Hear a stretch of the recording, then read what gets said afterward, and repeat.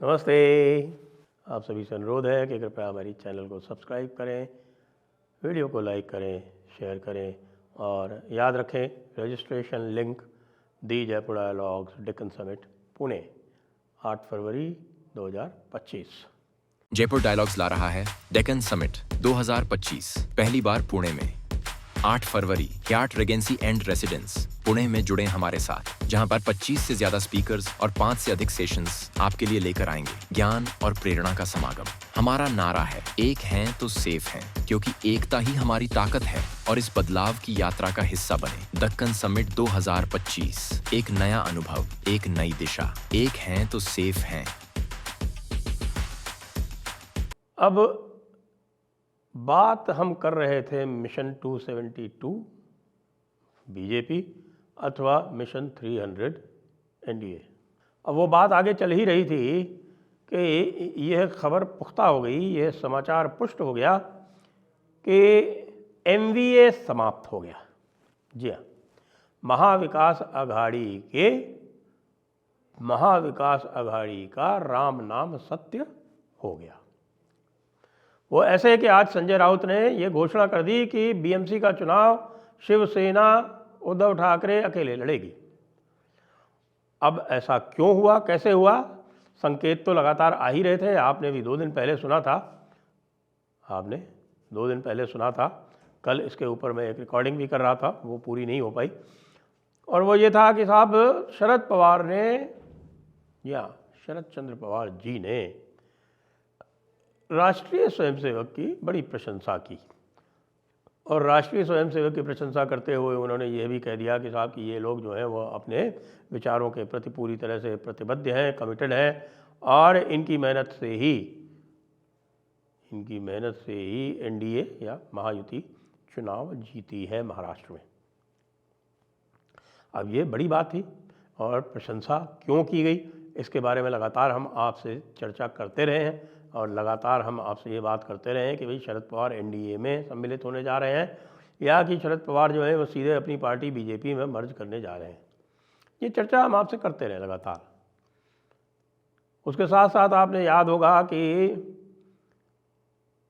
संजय राउत ने भी बड़ी बुरी तरह से कांग्रेस की आलोचना कर दी थी। वो भी एक संकेत था और ये कहा था कि साहब कि ये किसी तरह का कम्युनिकेशन तो रखते नहीं है और अगर वाकई अगर है ये बात सही है कि जो इंडिया अलायंस था वो लोकसभा तक ही था तो इसको समाप्त कर देना चाहिए और इसकी घोषणा कर देनी चाहिए। इंडिया अलायंस के समाप्त होने की बात जोड़ छोड़ से दूसरे स्थानों पर चल ही रही थी। उमर अब्दुल्ला ने भी हल्ला कर दिया था। सारे के सारे जितने भी और दल थे वो जाके आम आदमी पार्टी के पीछे खड़े हो गए और राहुल गांधी इतना नर्वस हो गए कि जब अजय माकन एक और प्रेस कॉन्फ्रेंस करने जा रहे थे, पत्रकार वार्ता करने जा रहे थे, तो उन्होंने उनको रोक दिया और कहा नहीं इसको कैंसिल कर दो और आम आदमी पार्टी की आलोचना मत करो। अजय माकन ने उनसे कहा कि साहब कि हम चुनाव लड़ रहे हैं यहाँ पर, जब हमने ये चुनाव लड़ने का अकेले निर्णय कर लिया, हमने यहाँ पर कैंडिडेट्स डिक्लेयर कर दिए, तो और मुख्य जो हमारा जो नंबर 1 जो यहाँ पर पार्टी है वो आम आदमी पार्टी है, तो ऐसा कैसे हो सकता है कि हम आम आदमी पार्टी का विरोध ना करें, आम आदमी पार्टी की आलोचना ना करें और खाली भारतीय जनता पार्टी की आलोचना करते रहें? तो संभव नहीं।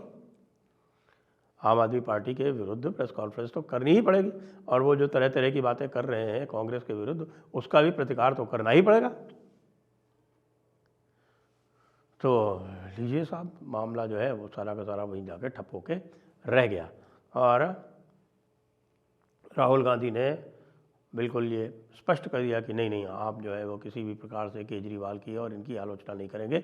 हमारी बहुत आलोचना हो रही है इंडिया अलायंस के रूप में। अब इंडिया अलायंस के रूप में आपकी आलोचना हो रही है तो आपके कर्म ही ऐसे हैं, तो वो नहीं है। तो फिर वहीं पे बात आके अड़ जाती है कि भाई ये 272 को अब और कितना समय लगेगा। देखिए उधर योगी जी जो हैं वो नित नई इबारत लिखते जा रहे हैं, नया स्क्रिप्ट उनका प्रतिदिन आ जाता है। उन्होंने पॉडकास्ट भी दे दिया, अर्नब को पॉडकास्ट दे दिया, बहुत ही वो पॉपुलर हुआ। उसके बाद मोदी जी का भी पॉडकास्ट आ गया। अब कुछ लोग तो आप जानते हैं इस तरह के होते हैं, वो तुलना कर रहे हैं कि भाई मोदी जी का पॉडकास्ट ज़्यादा सफल था या कि योगी जी का पॉडकास्ट ज़्यादा सफल था। ये मैटर नहीं करता, ये महत्वपूर्ण नहीं है। बात महत्वपूर्ण ये है कि जो वो हिंदुत्व का ज्वार था, वो ज्वार अब लगभग पूरे देश में पहुंच गया है।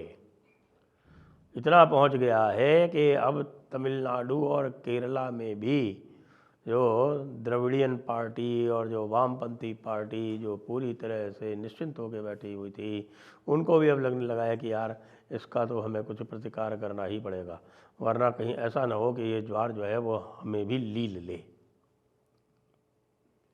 स्थितियाँ ऐसी दिख रही हैं। दिल्ली में देखिए क्या हो रहा है। दिल्ली में जब से चर्चा हुई है कि साहब नूपुर शर्मा को टिकट मिल सकता है, तो सोर्सेज ने लीक किया, जानबूझ के लीक किया कि नूपुर शर्मा को टिकट मिल सकता है, तब से दिल्ली में कई स्थानों का तो माहौल ही और माजरा ही बदलने लगा। अब कोई भी चुनाव बिना हिंदुत्व के जीता नहीं जा सकता है, यह लगभग निश्चित हो गया है। केवल करना यह है कि भाई जो भी आप हिंदुत्व के लिए प्रतिज्ञा करते हैं, जो आपने प्रण किया है, उस प्रण को कम से कम पूरा करें। उसमें जो है वो हीला हवाला नहीं होना चाहिए। जैसे भाई हम कह सकते हैं कि यदि उत्तर प्रदेश 100 है, तो बाकी कोई भी प्रदेश जो और हैं भारतीय जनता पार्टी द्वारा जो शासित प्रदेश हैं, वो कम से कम 50 के नीचे तो नहीं जाने चाहिए। बिल्कुल ऐसा नहीं होना चाहिए कि साहब कि उत्तर प्रदेश तो पूरी तरह से टेम्परेचर हाई है और बगल में अब आप कहें कि यदि राजस्थान में मैटर पूरी तरह से डाउन है तो मामला नहीं चलेगा।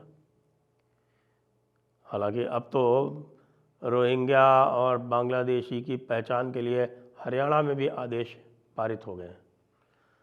तो आप देखें कि लगभग जितने भी उत्तर भारतीय और महाराष्ट्र, ये सारे के सारे जो हैं अब ये बांग्लादेशियों और रोहिंग्याओं की पहचान कर करके उनको डिपोर्ट कर रहे हैं। जैसा आपको मैंने पिछली बार जानकारी दी थी कि 1200 से अधिक बांग्लादेशी रोहिंग्या डिपोर्ट हो चुके हैं।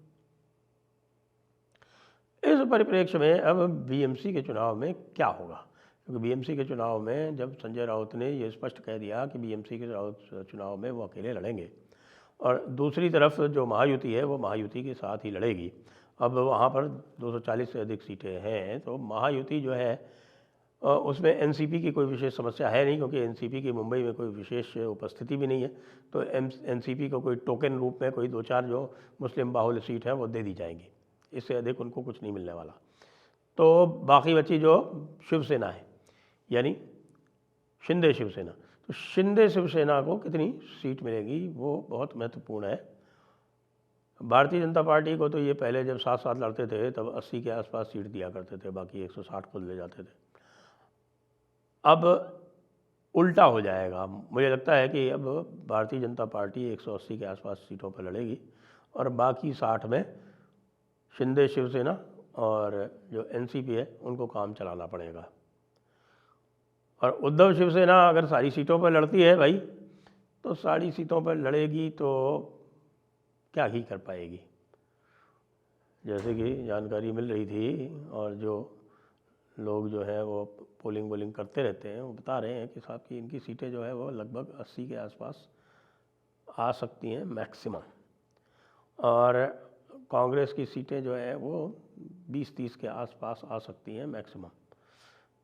जब आमने सामने पिछली बार लड़े थे तब कांग्रेस की 21 सीटें आई थी केवल, और दोनों की बराबर सीटें आ गई थी, लगभग 90 सीटें, बल्कि 85-84 सीटें इस तरह से आ गई थी शिवसेना की और भारतीय जनता पार्टी की। तब शिवसेना संगठित और सम्मिलित थी। इसलिए अब जो महाराष्ट्र का भविष्य है वो और किसी ने समझा हो या ना समझा हो, शरद चंद्र पवार जी ने अच्छी तरह से समझ लिया है। उनको अब एक ही उद्देश्य है और ये है कि सुप्रिया सुले को उनको एडजस्ट करना है। तो उन्होंने ये भी तय कर लिया है, ऐसा लगता है कि सुप्रिया सुले का भविष्य भारतीय जनता पार्टी के साथ अधिक सुरक्षित है, ना कि अजीत पवार के साथ। इसमें 2 कारण हैं। एक तो अजीत पवार का आगे चलकर भविष्य क्या होगा यह भी सुस्पष्ट नहीं है, क्योंकि अजीत पवार ये जब तक भारतीय जनता पार्टी के साथ हैं तब तक तो उनका भविष्य ठीक ठाक लगता है, वो 50 से अधिक सीटें भी ले आए।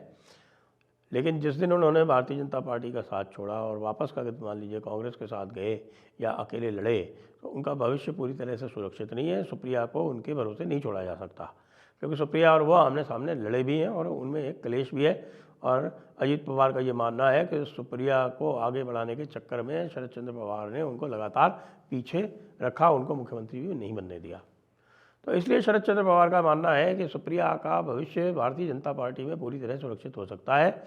उनके बहुत सारे जो सांसद हैं वो भी यही चाहते हैं, क्योंकि मान लीजिए यदि पार्टी का मर्जर कर दें तो सुप्रिया सुले तो पक्का बनी जाएंगी और बाकी लोगों का भी भविष्य जो है वो आगे के लिए सुरक्षित हो जाएगा। इसके लिए जोड़ तोड़ तो चाहिए, इसके लिए तो कुछ समझौते चाहिए। वो समझौते जो है वो शरद चंद्र पवार करने का प्रयास कर रहे हैं। लेकिन भारतीय जनता पार्टी को ये मालूम पड़ चुका है कि अब शरद चंद्र पवार में दम नहीं बचा है। वो लगातार अलग अलग तरह से प्रकारांतर से प्रशंसा कर रहे हैं, कभी भाजपा की कर रहे हैं, कभी आरएसएस की कर रहे हैं, कभी मोदी की कर रहे हैं, और तो और कई बार तो अडानी की भी कर रहे हैं। ये दिखा रहा है कि एक समय का जो चाणक्य हुआ करता था महाराष्ट्र राजनीति का, वो अब चाणक्य ना होके अब वो राहुल गांधी हो गया। बड़ी विचित्र स्थिति है। तो भाई जहाँ तक भारतीय जनता पार्टी का प्रश्न है, उनकी तो बल्ले ही बल्ले है कि भाई इंडिया अलायंस समाप्त हुआ और अब एमवीए भी समाप्त हो गया। जय हिंद, जय भारत, वंदे मातरम।